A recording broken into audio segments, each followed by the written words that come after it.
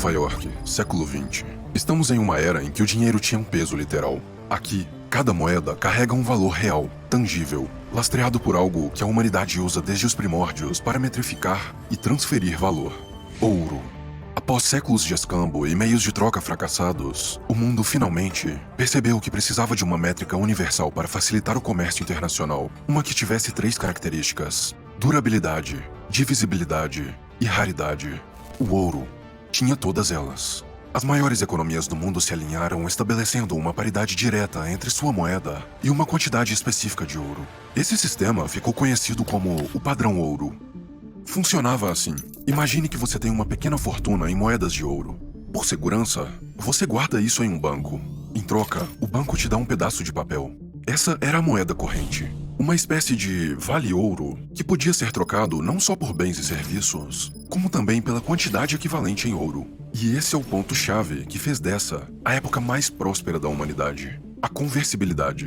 Cada moeda em circulação correspondia exatamente a uma quantidade de ouro em reserva. Isso significa que a única forma de aumentar a quantidade de papel-moeda em circulação era tornar o país mais rico através da produtividade. Quanto mais valor a população de um país conseguia gerar, mais ouro fluía para suas reservas e mais papel-moeda poderia ser emitido pelos bancos. A balança comercial era um mecanismo automático perfeito. Se um país apresentasse superávit comercial, acumulava ouro, aumentando a base monetária e, consequentemente, os preços de produtos dentro do país. Isso tornava seus produtos menos competitivos no exterior, o que, por sua vez, reduzia o superávit, equilibrando assim a riqueza global. Por outro lado, se um país tivesse um déficit, teria de exportar ouro, diminuindo sua oferta monetária e tornando seus produtos mais competitivos internacionalmente. Então, o que tínhamos era um sistema que não só trazia estabilidade, mas que também recompensava a produtividade. O resultado disso era o auge de uma civilização. Literalmente, uma época de ouro. Mary had a little lamb. Its fleece was white as snow. A humanidade florescia. Florescia na arte, na ciência, na terra e no mar. Ferrovias conectavam mercados. Grandes navios cruzavam oceanos. A criação do telefone encurtava distâncias. E a da luz elétrica transformava noites em dias. Os automóveis começavam a pavimentar o caminho para um futuro glorioso. Não só inventamos o rádio, o cinema e as vacinas, como revolucionamos a arquitetura e a pintura. A estabilidade econômica permitia com que as pessoas planejassem suas vidas, investissem em negócios e construíssem um legado para as próximas gerações. Tínhamos descoberto o padrão perfeito para a prosperidade: o padrão ouro.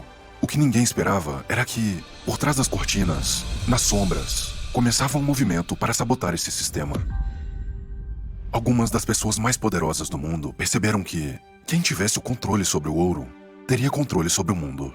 Mas para isso, o sistema atual precisaria ser superado. Foi então que algo começou a ser tramado. Um pequeno grupo de homens estava prestes a arquitetar o maior golpe da história. Um plano que mudaria para sempre o futuro da economia global.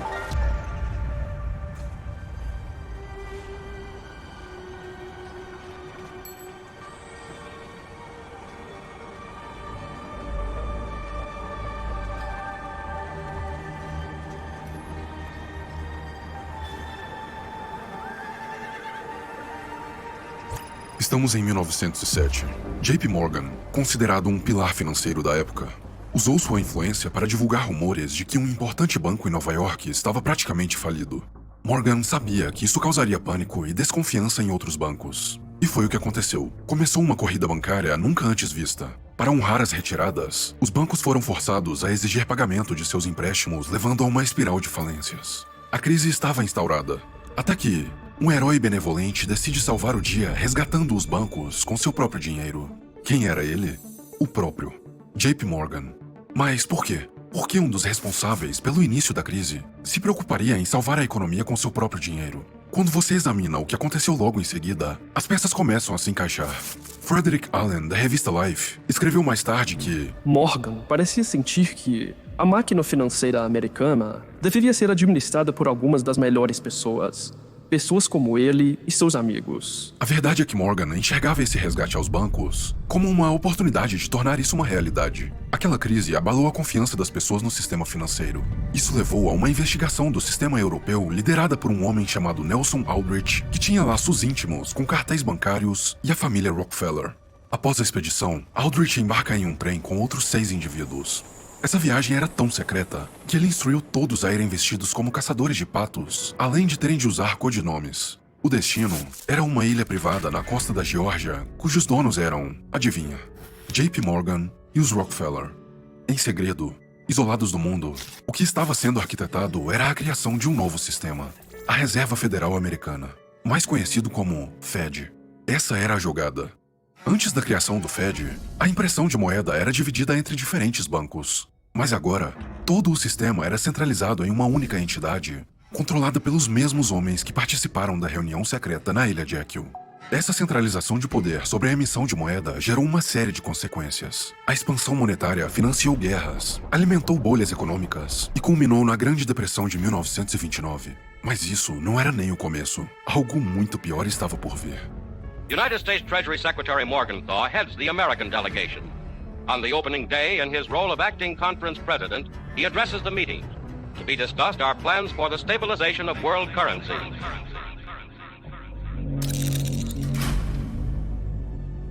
Estamos em 1944, no auge da Segunda Guerra Mundial. Representantes de 44 países se reúnem em Bretton Woods para traçar os rumos da economia global. O resultado?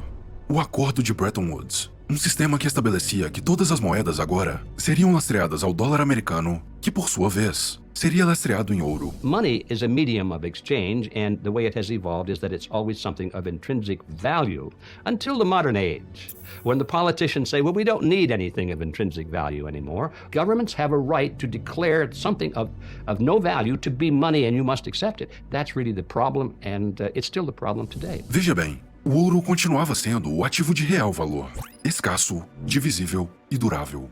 Mas, pouco a pouco, os pedaços de papel que deveriam servir como meros intermediários foram ganhando protagonismo e sendo tratados como se tivessem valor próprio.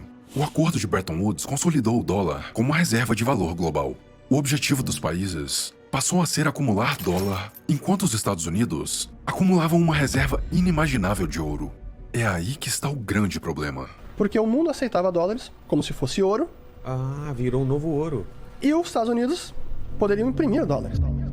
Através do Fed, os Estados Unidos tinham um superpoder, o de imprimir dinheiro livremente. E foi isso que eles fizeram.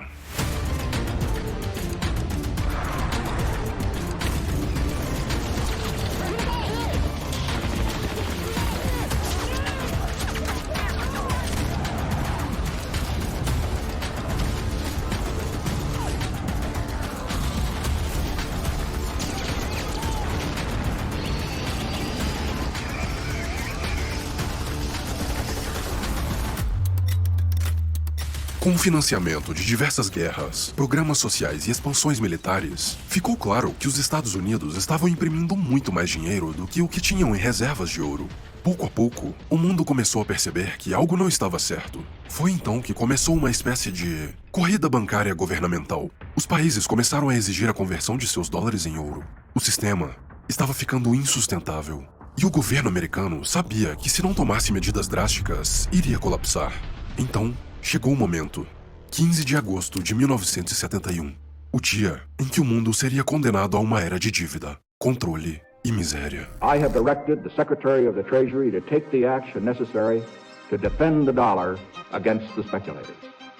I have directed Secretary Connally to suspend temporarily the convertibility of the dollar into gold or other reserve assets, except in amounts and conditions determined to be in the interest of monetary stability and in the best interest of the United States.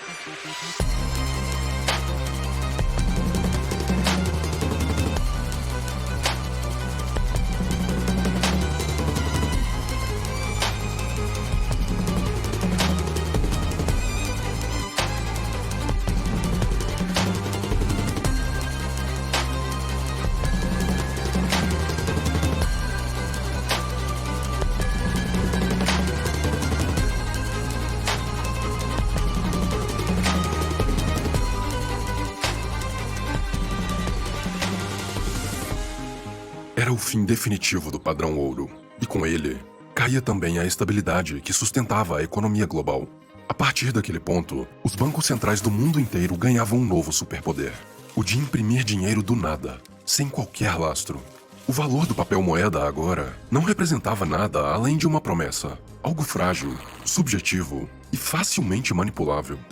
Os bancos privados agora perceberam que nunca mais precisariam ter liquidez em reserva. Então, criaram uma máquina de escravidão coletiva que funciona até os dias atuais. Uma máquina chamada dívida. Funciona assim: com o valor real gerado pelo suor do seu trabalho, digamos que você receba uma remuneração de R$1.000 e decida depositar isso no banco. Esse dinheiro está lá, certo? Pelo menos esse é o saldo que aparece na tela do seu aplicativo.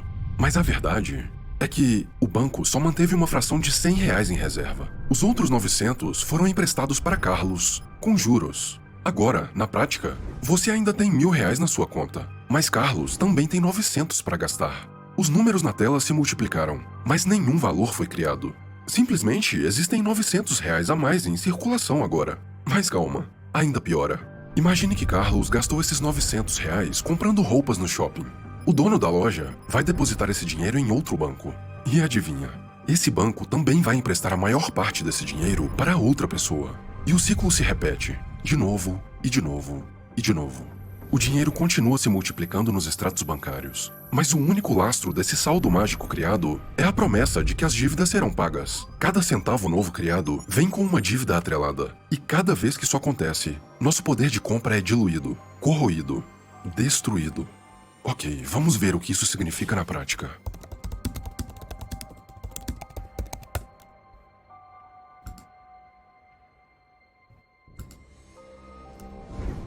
O preço do ouro disparou a partir de 1971, o exato ponto em que Nixon fez aquele anúncio.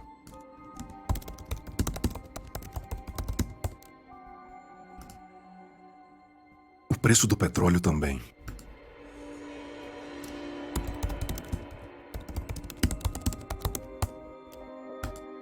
A dívida americana atingiu patamares astronômicos.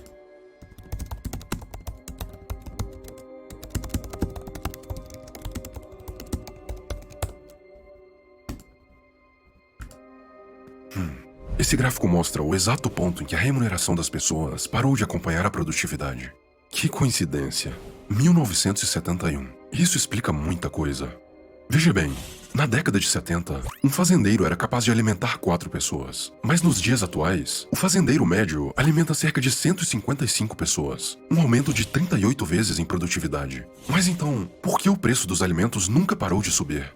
A resposta é simples. Existe um parasita sugando sua energia vital constantemente. Um parasita chamado Estado. E é aí que você percebe. Você nunca teve chance. Desde o começo, esse jogo foi manipulado.